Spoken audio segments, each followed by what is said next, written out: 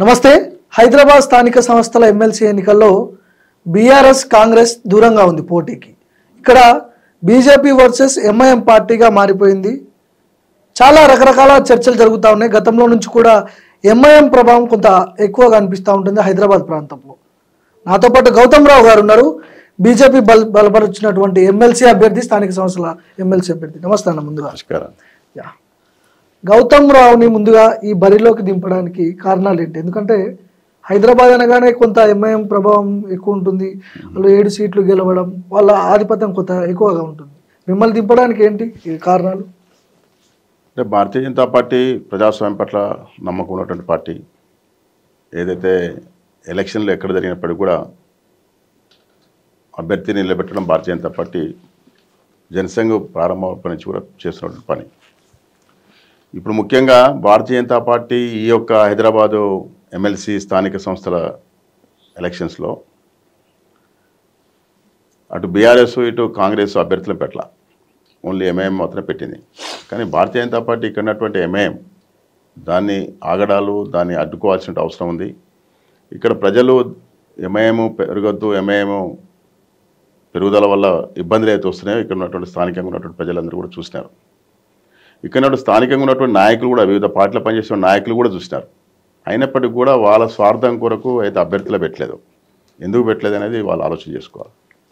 పోటీలో పెట్టాలా, పోటీలో పెట్టలేదు, ఎందుకు పెట్టలేదు తెలియదు. కాంగ్రెస్ పార్టీ చెప్తుంది, కాంగ్రెస్ పార్టీ మాకు సరైన మెజార్టీ లేదు కాబట్టి పెట్టలేదని. అదే హైదరాబాద్లో పార్లమెంట్ ఎలక్షన్స్ జరిగినప్పుడు అభ్యర్థులు పెట్టినారు. అప్పుడు మెజార్టీ మేము కాంగ్రెస్ పార్టీ హైదరాబాద్ పార్లమెంట్లో గెలుస్తామని చెప్పి పార్టీ పెట్టారా? ఎందుకు పెట్టారు అంటే అప్పుడు ఎంఐఎం పెట్టమని కాబట్టి పెట్టారు. అంటే కాంగ్రెస్ అభ్యర్థిని పెడితే ఎంఐఎం గెలుస్తుంది కాబట్టి పెట్టారు. ఇప్పుడు అభ్యర్థిని పెడితే ఎంఐఎం ఓడిపోతుంది కాబట్టి మీరు అభ్యర్థి పెట్టొద్దంటే పెట్టలా. అంటే ఈ పార్టీలు అవుతున్నాయో వాళ్ళ సొంత నిర్ణయాలపైన కాకుండా ఎంఐఎం యొక్క అడుగుజాడలలో ఎంఐఎం చెప్పినటువంటి సూచనల ప్రకారం నడుస్తున్న పార్టీలు మన రాష్ట్రంలో చూస్తా ఉన్నాం. ఇప్పుడు వక్ బిల్లు కూడా అంతే. వక్ బిల్లు కూడా వీళ్ళు సపోర్ట్ చేసినారు. ఎందుకు చేసినారు?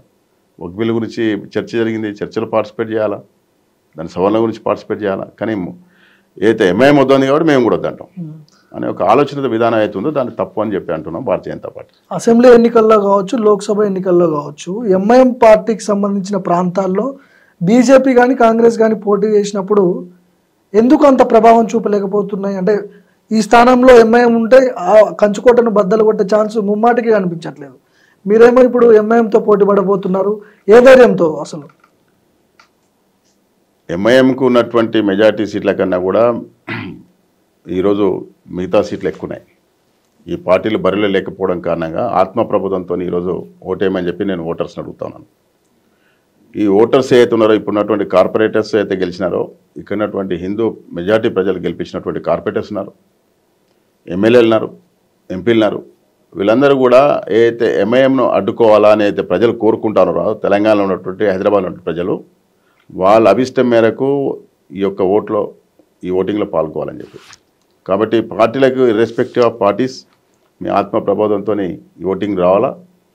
ఒక భారతీయ జనతా పార్టీ అభ్యర్థిగా, ఒక జాతీయవాదిగా, ఈ దేశ అభివృద్ధి కొరకు, హైదరాబాద్ అభివృద్ధి గురించి పాటుపడేటువంటి పార్టీ ప్రతినిధిగానే మేము ముందుకు వస్తున్నాం. కాబట్టి ఏదైతే ఈ యొక్క సమాజానికి అడ్డుగోడగా ఉన్నటువంటి, అభివృద్ధిలో అడ్డుగోడగా ఉన్నటువంటి, ఈ సమాజంలో విధ్వంసకరమైనటువంటి చర్యలు చేపడుతున్నటువంటి ఎంఐఎం పార్టీ, అయితే రజాకార్ల వంశపారంపరంగా వచ్చినటువంటి ఎంఐఎం పార్టీకి ఓటేస్తారా? జాతీయ భావాలు, సమాజం కొరకు పాటుపడేటువంటి, తర్వాత దేశ అభివృద్ధి కొరకు పాటుపడేటువంటి, హిందూ ధర్మాన్ని కాపాడేటువంటి పార్టీకి ఓటేస్తారా? మీరు ఆలోచన చేసుకోమని చెప్పి అడుగుతాం. ఎన్నికలకు వచ్చేసరికి ఎంఐఎంని టార్గెట్ చేస్తూ బీజేపీ ఎందుకు మాట్లాడాల్సి వస్తుంది? అంటే మత విద్వేషాలు, కులమత భేదాలు తీసుకొచ్చి ఎంఐఎంని తిట్టి ఓట్లు పొందే దిశగా బీజేపీ ఓట్ల రాజకీయం చేస్తుంది అని చెప్పి కొంతమంది వర్షన్ ఇక్కడ ఆరోపణలు. భారతీయ జనతా పార్టీ ఎంఐఎం తిడుతుంది కానీ ముస్లిం సమాజాన్ని తిట్టట్లా. ముస్లిం సమాజాన్ని, మేము ముస్లింస్ అందరినీ కూడా తిట్టట్లేదు. ముస్లింస్ అందరూ కూడా మెయిన్ స్ట్రీమ్లో రావాలని చెప్పి కోరుకుంటున్నాం. పార్టీలో ఉన్నారు, మాది బీజేపీలో కూడా ఉన్నారు. కానీ ఎంఐఎం వాళ్ళు అడ్డం పెట్టుకొని ఏదైతే మతతత్వాన్ని రెచ్చగొట్టి హిందూ సమాజాన్ని ఇబ్బంది పెట్టేటువంటి పరిస్థితులు తీసుకొస్తున్నాయో, హిందూ ధర్మాన్ని ఇబ్బంది పెట్టేటువంటి పరిస్థితి తీసుకొస్తున్నారో, ఈ దేశానికి వ్యతిరేకంగా ఏదైతే మాట్లాడుతున్నారో దాన్ని తప్పకుండా మేము వ్యతిరేకిస్తాం. కాబట్టి ఎంఐఎం పార్టీ అనేది ఆవిర్భవించింది, ఆ విధంగా ఆవిర్భవించింది. ఎంఐఎం యొక్క అగడాలు ఆర్గనైజ్డ్గా ఆ విధంగా ఉన్నాయి. కాబట్టి ఎప్పుడు కూడా ఎంఐఎంని ఎట్టి పరిస్థితుల్లో కూడా మేము అడ్డుకుంటాం. ఎంఐఎం ఎప్పుడు కూడా క్రిటిసైజ్ చేస్తాం. అధికారం ఉన్నా లేకున్నా ఎంఐఎం యొక్క ఆగడాలు అడ్డుకోవడానికి ప్రతినిత్యం మా కార్యకర్తలు పనిచేస్తారు. తెలంగాణలో ఏ పార్టీ అధికారంలో ఉన్నా కూడా ఎంఐఎం చేతిలో అంటే ఎంఐఎంకు తలొగ్గ తప్పని పరిస్థితుల్లో అన్ని పార్టీలు ఉన్నాయి. అది స్థానిక సంస్థల ఎమ్మెల్సీ ఎన్నికలు కావచ్చు, లోక్సభ ఎన్నికలు కావచ్చు, అసెంబ్లీ ఎన్నికలు కావచ్చు. ఏంటి ఈ పరిస్థితి ఎందుకుంది అసలు హైదరాబాద్లో? ఇక్కడ స్థానికంగా ఉన్నటువంటి రాజకీయ పార్టీలు ఈరోజు బెంగాల్లో చూస్తా ఉన్నాం, ఇక్కడ చూస్తా ఉన్నాం. తమ స్వార్థం కొరకు, ఓటు రాజకీయాల కొరకు, ఓటు బ్యాంక్ రాజకీయాల కొరకు చేస్తున్నటువంటి ప్రయత్నాలు అవి. కానీ ఒకసారి ఇప్పుడు వచ్చిన తర్వాత ఏదైతే ఇప్పుడు ఉన్నటువంటి 2 స్థానాలు 3 స్థానాల నుంచి 7 స్థానాలకు వచ్చినారో ఆ 7 స్థానాలకి ఏ ఒక్క పార్టీకి కూడా ఏ ఒక్క ప్రాతినిధ్యం లేదు అక్కడ. ఒకసారి వాళ్ళు కైవసం చేసుకున్నాక ఇంకొక పార్టీని ఎక్కడ ప్రాతినిధ్యం రానిట్లే. అట్లా మిగతా ప్రాంతాన్ని కూడా వాళ్ళు కాన్సన్ట్రేట్ చేసి ముందుకు వస్తూ ఉన్నారు. ఆ విధంగా ఒకసారి వాళ్ళ డామినేషన్ పెరిగిన తర్వాత మిగతా అందరినీ మైగ్రేట్ చేసుకుంటూ ఒక పట్టుకమ చేసి వాళ్ళను అందరినీ మభ్యపెడుతూ ఒక మతోన్మాదాన్ని రెచ్చగొడుతూ మిగతా వారికి అక్కడ స్థానం లేకుండా చేస్తూ రాజకీయంగా కూడా స్థానం లేకుండా చేస్తూ వాళ్ళు ఏదైతే ఒక ఆలోచనతో ముందుకు వస్తున్నారో దాన్ని అడ్డుకోవాల్సిన అవసరం ఉంది. కానీ స్వార్థంతోనే అయితే వీళ్ళు కొంత కాంప్రమైజ్ అవుతున్నారో వీళ్ళు సమాజానికి అన్యాయం చేసిన వాళ్ళు అవుతారు, దేశానికి అన్యాయం చేసిన వాళ్ళు అవుతారు. రేపు మనం అయితే సుఖశాంతులతో ఇక్కడ జీవిస్తామో బికాజ్ ఆఫ్ హిందూ ధర్మం ఇక్కడ ఉండడం కారణంగా, ఆ హిందూ ధర్మం అనేది లేకపోతే ఈ యొక్క సమాజంలో ఈ మాత్రం కూడా జీవించేటువంటి విధానం మనం చూడలేము. కాబట్టి వాళ్ళకి తెలిసో తెలియక అది చేస్తూ ఉన్నారు. ఒకసారి అది తప్పిన తర్వాత ఇబ్బంది అవుతుంది. కాబట్టి భారతీయ జనతా పార్టీ ముందుగానే హెచ్చరిస్తూ ఉంది. అన్ని ఇండైరెక్ట్ గా ఎంఐఎం గెలవడానికి కాంగ్రెస్ పార్టీ సహకరిస్తుందని చెప్పి మీరు అంటున్నారు. ఇప్పుడు ఇండైరెక్ట్ గా సహకరిస్తుంది అనుకోవచ్చా? వాళ్ళు కాంటెస్ట్ ఎందుకు ఇప్పుడు పార్లమెంట్ హైదరాబాద్ పార్లమెంట్లో అభ్యర్థిని పెట్టి ఇక్కడ అభ్యర్థిని పెట్టకపోవడం అదే సూచన. తర్వాత అదే అడుగుతున్నాను. ఈ రోజు రేపు వచ్చినప్పుడు రేపు తెలిసిపోతుంది. రేపు 23వ తారీఖున అదే అప్పీల్ చేస్తాను. అధికారంలో ఉన్న పార్టీ ఆల్రెడీ ఇది అసెంబ్లీ ఎన్నికలు అయిపోయినాయి, లోక్సభ ఎన్నికలు అయిపోయినాయి. అధికారంలో ఉన్న పార్టీ గెలవాలని ప్రయత్నాలు చేస్తుంది. కానీ ఎక్కడైనా అపోజిషన్ పార్టీయో లేకపోతే ప్రతిపక్ష పార్టీయో గెలవాలని ప్రయత్నాలు ఎందుకు చేస్తుంది? కాబట్టి ఎంఐఎం వాళ్ళు చెప్పినారు మీరు మా సీట్ ఇది మాకు ఇచ్చేయండి, మీరు కాంటాక్ట్ చేయదని చెప్పినారు. అందుకే చేయట్లేదు. ఓకే, పూర్తి మద్దతుతో ఇవంతా జరుగుతుంది. అంతే, వాళ్ళ మద్దతు కూడా కాదు, వాళ్ళ యొక్క డిక్టేటర్షిప్ వాళ్ళు డిక్టేట్ చేసిన ప్రకారం నడుస్తున్నాయి. గతంలో కేసీఆర్ ఉన్నప్పుడు కేసీఆర్ తో ఎవరు అధికారం ఉన్నా ఈ రోజు ఏ పార్టీ ఇక్కడ అధికారం ఉన్నా ఎక్సెప్ట్ బీజేపీ వాళ్ళ కన్సర్న్ నడుస్తాం. రేపు తెలంగాణలో బీజేపీ ఒకవేళ అధికారంలోకి వచ్చిన తర్వాత ఎంఐఎం కి సపోర్ట్ చేయకుండా మీరు ఎట్లా రూలింగ్ చేయగలుగుతారు? 100% ఎంఐఎంతో కలిసి పనిచేసేటువంటిది బీజేపీ చరిత్రలో ఉండదు. బీజేపీ రాబోయేటువంటి తరాన్ని కూడా ఉండదు. కాబట్టి బీజేపీ స్వతహాగానే పనిచేస్తుంది. బీజేపీ స్వతహాగానే కాకుంటే ఎంఐఎంను ఏ విధంగా అడ్డుకోవాలనేది బీజేపీ తెలుసు. కాబట్టి ఆ విధంగా బీజేపీని ఎంఐఎంను అడ్డుకునే ముందుకెళ్తుంది. బీఆర్ఎస్ కూడా ఈ ఎన్నికల్లో పోటీకి దూరంగా ఉంది. ఎందుకు దూరంగా ఉంది మీరేమనుకుంటారు? కొంతమంది కాంగ్రెస్ పార్టీకి సంబంధించిన నాయకులు ఏం చెప్తారు అంటే బీఆర్ఎస్ ఓటు మొత్తం కూడా బీజేపీకి ట్రాన్స్ఫర్ అయిపోతుంది. గతంలో కూడా అట్లానే జరిగింది. ఎంపీ ఎన్నికల్లో అట్లాంటి సిచ్యువేషన్ ఎదురైంది. మొన్న జరిగినటువంటి ఎమ్మెల్సీ ఎన్నికల్లో కూడా ఇట్లాంటిది పరిస్థితి ఉంది. ఆ ఓటు బ్యాంకు మీరు క్యాప్చర్ చేసుకునే అవకాశాలు కనిపిస్తున్నాయి ఇక్కడ. ఈరోజు బీఆర్ఎస్ అభ్యర్థి లేడు, మేము ఎవరిని కూడా పార్టీ వారంగా మేము కలవట్లేదు. బీఆర్ఎస్ అభ్యర్థి లేరు, కాంగ్రెస్ అభ్యర్థి లేరు. ఎంఐఎంలో ఉన్నటువంటి కొంతమంది కూడా ఎంఐఎం ఉన్నటువంటి నాయకత్వం మీద, ఈ కుటుంబ పాలన మీద వ్యతిరేకత ఉన్నారు. కాబట్టి ఇది ఒక రేపు జరిగేటువంటి ఎమ్మెల్సీ లోకల్ బాడీ ఉన్నటువంటి ఎలక్షన్స్ ఏదైతే ఉన్నాయో దాంట్లో అందరూ కూడా వాళ్ళ స్వతహాగా ఈ ఎంఐఎంకు బుద్ధి చెప్పాలని చెప్పి చాలామంది బయటకు వచ్చి ఓటేసి భారతీయ జనతా పార్టీ అభ్యర్థిని గెలిపిపోతున్నారు. కాబట్టి 23 జరిగేటువంటి అయితే పోలింగ్ ఉందో 25 జరిగేటువంటి కౌంటింగ్ నాడు ఈ యొక్క రాష్ట్రాల్లో జరిగేటువంటి ఈ ఎంఐఎం గురించి ప్రజలు ఏం ఆలోచిస్తారో అది బయటకు వస్తాయి. సో బీజేపీ తరఫున సపోర్టెడ్గా అంటే మీకు ఓట్లు వేయడానికి కార్పొరేటర్లు కానీ ప్రజాప్రతినిధులు కానీ దాదాపు 22 నుంచి 23 మంది ఏముంటారు మీ ఓట్లు. కానీ ఇక్కడ ఎంఐఎంకి చాలా బలం ఉంది, కాంగ్రెస్ పార్టీ అధికారం పార్టీ ఉంది. సో వీళ్ళంతా మూకమ్మడిగా ఒకవేళ వన్ సైడ్గా ఎంఐఎం పార్టీకి సపోర్ట్ చేస్తే బీజేపీ పరిస్థితి. నేను అదే చెప్తా ఉన్నాను.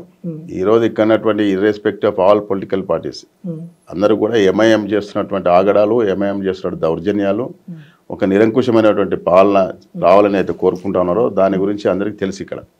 కాబట్టి రేపు జరగబోయేటువంటి ఎలక్షన్లో ఎంఐఎంకి సమర్థించుకుంటూ ఎవరు కూడా ఓటేసే పరిస్థితి కనపడట్లేదు. నేను పర్సనల్గా కలిసినప్పుడు వాళ్ళందరితో కలిసినప్పుడు నాకు వచ్చినటువంటి అనుభవం అది.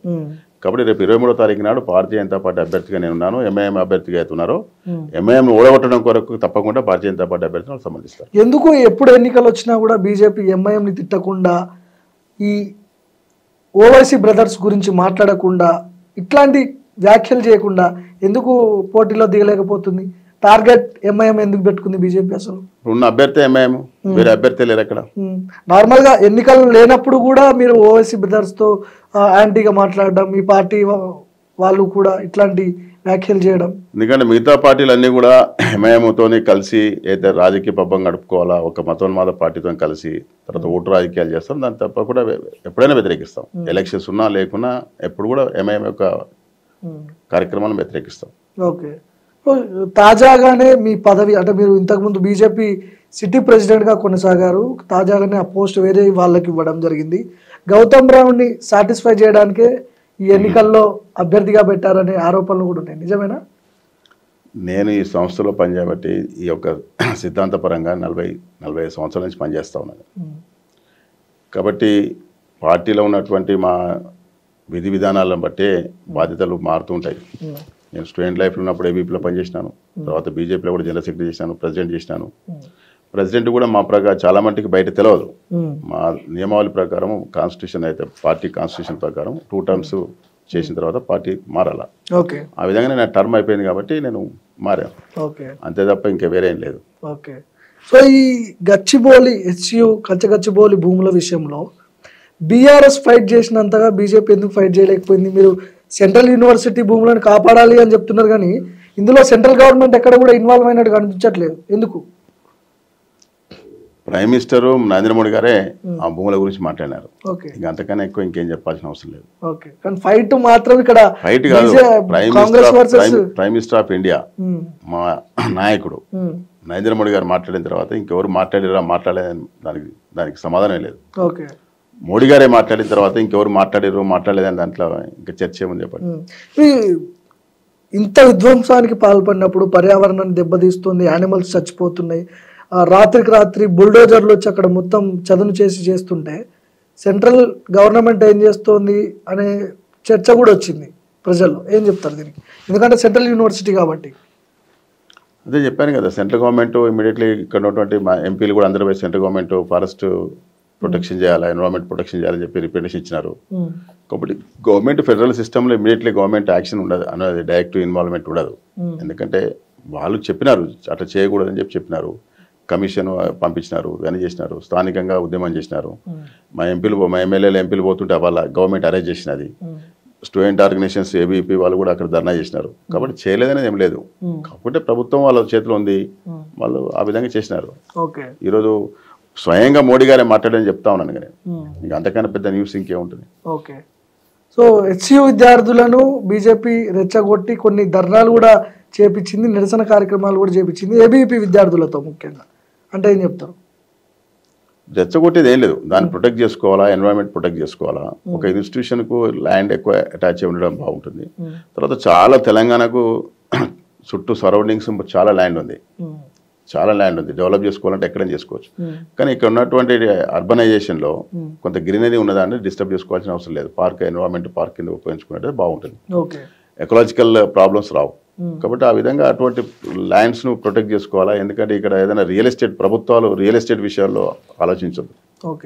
రాబోయేటువంటి తరానికి ఒక మంచి ఎన్విరాన్మెంట్ ఇచ్చేటువంటి ప్రభుత్వాలు ఉండాలి తప్ప డిస్ట్రాయ్ చేసేటువంటి ప్రభుత్వాలు ఉంటే సమాజానికి ఇచ్చేడు.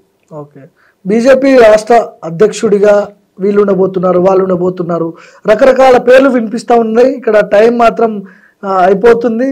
ప్రెసిడెంట్ మాత్రం అక్కడ ప్రెసిడెంట్ని పెట్టట్లేదు. ఏం జరుగుతుంది అసలు? హైకమాండ్లో పెడతారా లేకపోతే మళ్ళీ ఎన్నికలు వచ్చేంత వరకు లాగ్ అయితేనే ఉంటుంది? అది అట్లా ఏముండదు. పార్టీ విషయంలో తప్పకుండా ఆలోచిస్తారు. అది మా పరిధిలో కాదు. కేంద్ర పార్టీ అది నిర్ణయం తీసుకుంటుంది. సరైన నిర్ణయం సరైన టైంలో తీసుకుంటారు. ఎన్నికల టైంకి వచ్చేసరికి బీజేపీ యాక్టివ్గా కనిపిస్తుంటుంది. లోక్సభ ఎన్నికలు కావచ్చు, అసెంబ్లీ ఎన్నికలు కావచ్చు. ఈ మధ్యలో ఏదైతే పీరియడ్ ఉంటుందో 3-4 సంవత్సరాలు సైలెంట్గా ఎందుకు ఉండాల్సి వస్తుంది? ఎన్నికల టైంలోనే బయటకు ఎందుకు వస్తుంది బీజేపీ అనేది కూడా వినిపిస్తున్నాయి. ఈ దేశంలో 365 రోజులు పనిచేసే పార్టీ ఏదైనా ఉందంటే భారతీయ జనతా పార్టీ. మిగతా పార్టీలే ఎలక్షన్లప్పుడు వస్తాయి, తర్వాత తెరపరిగెత్తాయి. అది చాలా మందికి తెలియదు. సంస్థాగతంగా ఇప్పుడు మా ప్రక్రియలన్నీ నడుస్తూనే ఉంటాయి. ఈ రోజు కూడా ఎక్కడికెక్కడ సంస్థాగతంగా నడుస్తున్నాయి. కాబట్టి సంస్థాగతంగా ఒక సమాజంలో సామాజిక నాయకత్వాన్ని డెవలప్ చేయడం కొరకు ఎలక్షన్లో పోటీ చేయడమే కాదు, ఎలక్షన్లో గెలవడం లక్ష్యంగా కాకుండా ఒక మంచి నాయకత్వాన్ని డెవలప్ చేసేదానికి కూడా పార్టీ ఎప్పటికప్పుడు నిత్యం పనిచేస్తుంది. సమాజంలో పబ్లిక్తో మమేకమై సమస్యలు ఎప్పటికప్పుడు నిరంతరం సమస్యలు సాల్వ్ చేయడానికి పనిచేసే పార్టీ భారతీయ జనతా పార్టీ.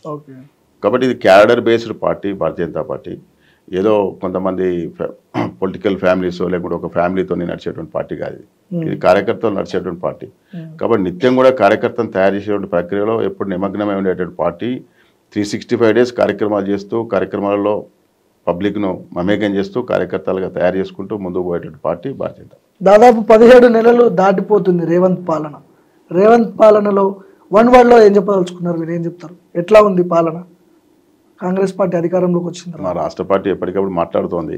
ఇప్పుడు అది నేను మాట్లాడితే అంత బాగుండదు. కాకుంటే ప్రజలు అందరూ కూడా ఆల్రెడీ ఒక నిర్ణయానికి వచ్చినారు. ఈ కాంగ్రెస్ ప్రభుత్వంతో ఈ రాష్ట్రంలో ఏమి జరగబోయేది లేదు.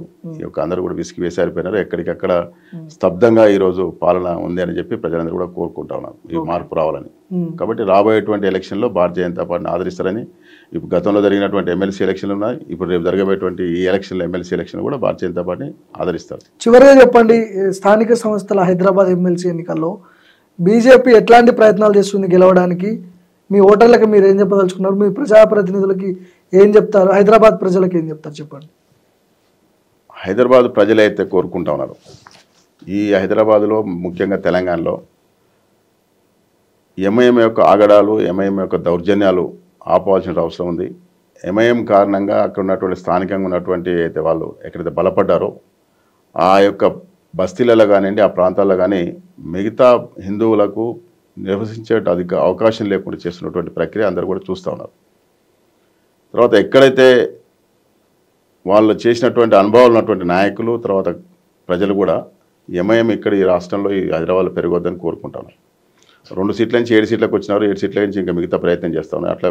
అట్లా స్థానికంగా మొత్తం హైదరాబాద్ కనుక వాళ్ళ చేతిలో పోయినట్టయితే మాకు ఇక్కడ కనీసం నివసించేటువంటి అవకాశం కూడా లేకుండా చేస్తారని చెప్పి ఆ భయం ప్రజలలో ఉంది.